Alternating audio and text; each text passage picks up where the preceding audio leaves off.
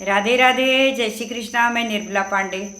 आज मैं छोटा सा विवाह गीत गा रही हूँ, बेटा विवाह गीत। आप लोग सुने, अपना आशीर्वाद बनाए रखना। सभी भाई बहन बड़े छोटे से रिक्वेस्ट है कि अपनी माता जी को थोड़ा सा आशीर्वाद दे के आगे बढ़ाइएगा।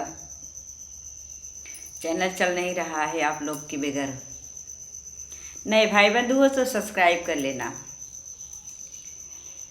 सीता बियाहन चले श्री रामचंद्र, सोने सोह गैला लिहले हाथ रे ललनवा। अरे सोने सोह गैला लिहले हाथ रे ललनवा। जाई के बैठे ने जनक मड़उआ में, जाई के बैठले जनक मड़उआ। यर कलसा में दिहे उठंगाई रे ललनवा। अरे कलसा के दिहे उठंगाई रे ललनवा। अपना त बैठे राम आसन मारी हो, अपना त बैठे राम आसन मारी। आई पाए ते शीतली रन मास रे ललनवा। अरे पाए ते शीतल रनिवास रे ललनवा।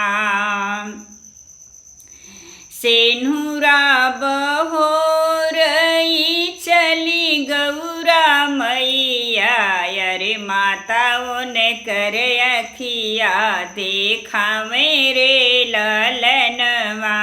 अरे माई ने कर अखिया देखा मेरे ललनवा। पर्दा तू कई के जाऊ बेटी गौरा देई मड़ये भरल सब लोग रे ललनवा।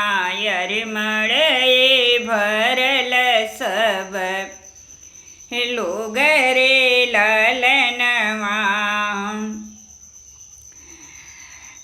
दशरथ ससुरु मोर ससुरु लगतु हैं, लक्ष्मण लगई हमरा देवर मोरी मैया।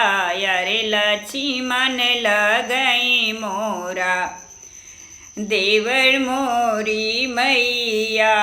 राम जे लागई सग बहनोइया। अरे काहे बदे हम ही लजाई रे ललनवा। अरे काहे मैया हम लजाई रे ललनवा। सीता बियाहन चले श्री रामचंद्र, सोने सोह गैला लिहे हाथ रे ललनवा। अरे सोने सोह गैला लिहले हाथ रे ललनवा। जय श्री राम।